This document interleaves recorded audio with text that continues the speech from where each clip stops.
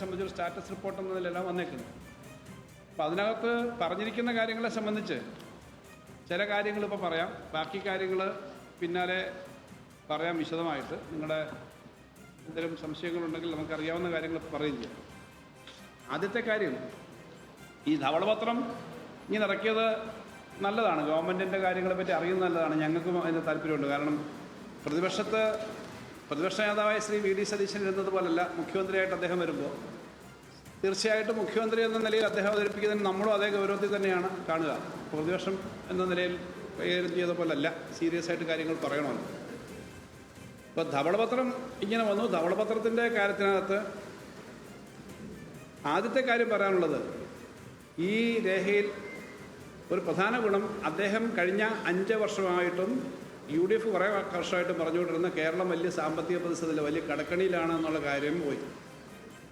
അദ്ദേഹം കഴിഞ്ഞ വർഷം നിങ്ങളോട് പറഞ്ഞ പത്രസമ്മേളനത്തിലെ വാർത്തയാണിത്. 6 ലക്ഷം കോടിയാണ് കേരളത്തിൻ്റെ കടം എന്നാണല്ലോ അദ്ദേഹം പറഞ്ഞുകൊണ്ടിരുന്നത്. അപ്പോൾ അന്ന് ഞാൻ ഇതുപോലെ മന്ത്രി എന്ന നിലയിൽ ബഡ്ജറ്റ് അവതരിപ്പിച്ചപ്പം കഴിഞ്ഞ വർഷം 15 വർഷമൊക്കെ 6 ലക്ഷം കോടിയൊന്നുമില്ല, 4,80,000 കോടിയാണ് വരിക എന്ന് പറഞ്ഞപ്പോൾ അങ്ങനൊന്നും അല്ല, ഇതൊക്കെ എനിക്കറിയാം എന്നാണല്ലോ പറഞ്ഞുകൊണ്ടിരുന്നത്.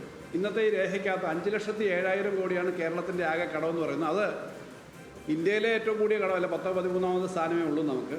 അപ്പോൾ ഞങ്ങൾ പറഞ്ഞിരുന്നത് ശരിയാണ് എന്ന് വരാൻ ഒരു കാര്യമായി. കാരണം ഇപ്പോൾ വരെയുള്ള കടം നോക്കുമ്പോഴാണ് 5,07,000 കോടി. ഞാൻ പറഞ്ഞ 4,88,000 കോടി ഉണ്ടായിരുന്നുള്ളത്. നേരത്തെ ഞങ്ങൾ പറഞ്ഞ കാര്യം ഒന്നുകൂടി വസ്തുതയാണ് എന്നും അദ്ദേഹം പറഞ്ഞിരുന്ന കാര്യം ശരിയല്ല എന്നും തെളിയിക്കുന്ന കാര്യങ്ങളാണ്. ഇതിനിപ്പോൾ ഒരു കാര്യം കൂടിയുണ്ട്.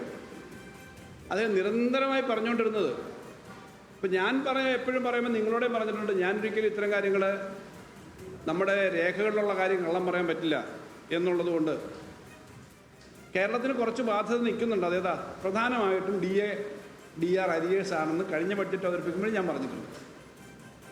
അതെല്ലാം കൂടി നമുക്കൊരു 40,000 കോടി, DA അരിയേഴ്സും DAR അരിയേഴ്സും മറ്റെല്ലാം കൂടി 40,000 കോടിയുണ്ട്. അങ്ങനെയല്ല.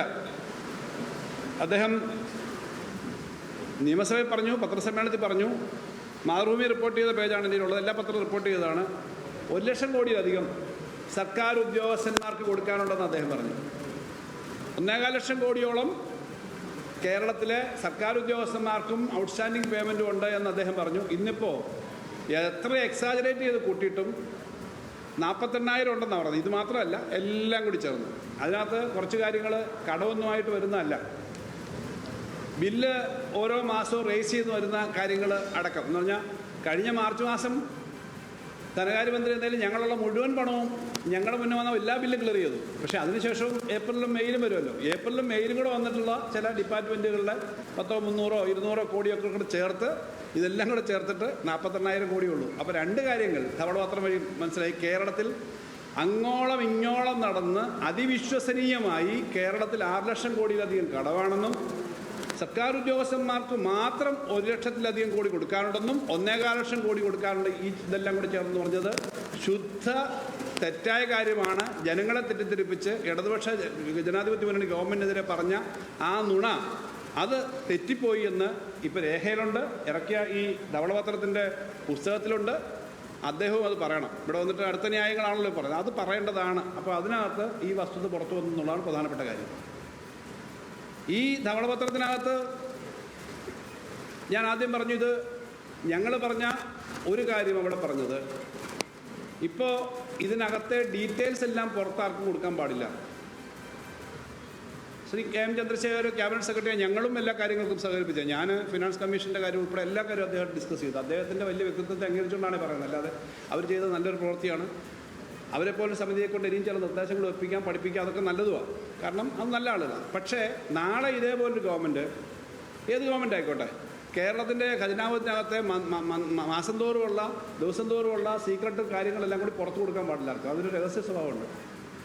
കാരണം നമ്മുടെ പേയ്മെൻറ്റും നമുക്ക് വരവും ചെലവും മനസ്സിലാക്കി പുറത്തുള്ള ആൾക്ക് ഇടപെടാൻ പറ്റുകയാണെങ്കിൽ നമ്മുടെ പേയ്മെൻറ്റിനെ ഡീസ്റ്റെബിലൈസ് ചെയ്യാം. അതിനകത്ത് ഇടപെടാം. അതുകൊണ്ടാണ് അങ്ങനെ കൊടുക്കരുത് എന്ന് നമ്മൾ പറയുന്നത്. ഏതായാലും ഇങ്ങനൊരു ധനകാര്യ കമ്മീഷൻ, ഇങ്ങനൊരു ഒരു ഒരു ഒരു എക്സ്പെർട്ട് കമ്മിറ്റി വന്നല്ലോ, അവരെ കൊണ്ട് ഇവിടെ മാത്രം അവസാനിപ്പിക്കരുത്. ഇപ്പോൾ പറഞ്ഞേക്കുന്ന 5 ഗ്യാരണ്ടികളുണ്ട്. അതിനത്ര ചിലവ് വരും, അതെങ്ങനെ കൊടുക്കും, എങ്ങനെയാണ് അതിൻ്റെ സോഴ്സ് എന്നുള്ള കാര്യം കൂടി ഇവരെ കൊണ്ട് തന്നെ പഠിപ്പിച്ചിട്ട് ഒരു റിപ്പോർട്ടൂടെ മേടിക്കണം. ഇതെന്ന് പറഞ്ഞാൽ നിലവിലുള്ള പൊസിഷനാണ്.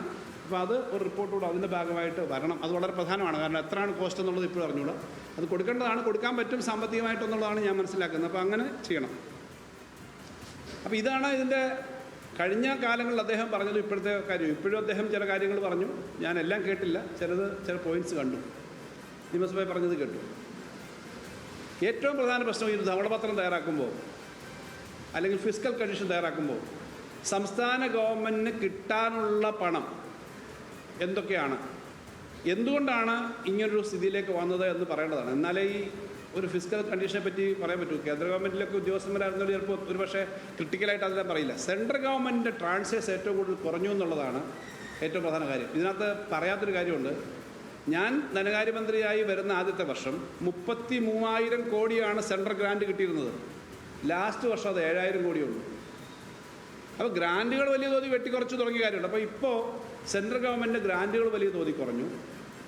2017 ഉമ്മൻചാണ്ടി സർക്കാരിൻ്റെ കാലത്തുണ്ടായിരുന്ന ട്രഷറിയിലുള്ള ഡെപ്പോസിറ്റ് പോലും ഇപ്പോൾ ബോറോയിങ്ങായി കണക്കാക്കി 2017 ശേഷം 2022 ശേഷം 2021 ഞങ്ങൾ ചുമതലയേറ്റെടുത്തത്. 2022 ശേഷം കിഫ്ബിയും പെൻഷൻ കമ്പനി എടുത്ത എല്ലാം ഞങ്ങളുടെ ബോറോയിങ്ങിൽ പെടുത്തി. അതുകൊണ്ട് 5 വർഷം കൊണ്ട് ബോറോയിങ്ങിൽ കിട്ടേണ്ട തുക 1.25 ലക്ഷം കോടിയോളം കിട്ടിയില്ല. സെൻട്രൽ ഗവൺമെൻറ്റിൻ്റെ പോളിസിയാണ് കാരണം. രണ്ടാമത് GST വന്നതിന് ശേഷം 14% GST ആദ്യത്തെ റേറ്റ് അനുസരിച്ച് നമ്മുടെ ടാക്സ്. അത് കുറഞ്ഞ് ഇപ്പോൾ 8-9% കുറഞ്ഞു 2-3 പ്രാവശ്യം. അപ്പോൾ അങ്ങനെ വരുമാനം കുറഞ്ഞു. അപ്പോൾ ഇതിനകത്ത് പരാമർശിച്ചിട്ടേ ഇല്ല. ശരിക്കും സംസ്ഥാന ഗവൺമെൻറ്റിൻ്റെ വരുമാനം കുറഞ്ഞത് എന്തുകൊണ്ടാണ്? ഈ ടാക്സിനകത്ത് വലിയ മാറ്റം വരുത്തിയുണ്ട്. അപ്പോൾ അത് പറഞ്ഞിട്ടില്ല, പറയേണ്ടതാണ്. കാരണം അതിനെപ്പറ്റി ജോയിൻ്റായിട്ട് ഫൈറ്റ് ചെയ്യാൻ ഞങ്ങളുമുണ്ട് ഭരണപക്ഷത്തിൻ്റെ കൂടെ. ഞങ്ങൾ അവരുടെ കൂട്ട് സഹകരിക്കാതിരിക്കുന്നവരല്ല. കേരളത്തിൻ്റെ താല്പര്യത്തിന് ഞങ്ങളുണ്ട്. അപ്പോൾ ഈ കേന്ദ്ര ഗവൺമെൻറ്റിൻ്റെ നിലപാടുകളെ സംബന്ധിച്ച് അവരുടെ ഫിസ്ക്കൽ രംഗത്ത് വന്നേക്കുന്ന മാറ്റങ്ങളെപ്പറ്റി വളരെ കൃത്യമായി പറയേണ്ടതാണ്.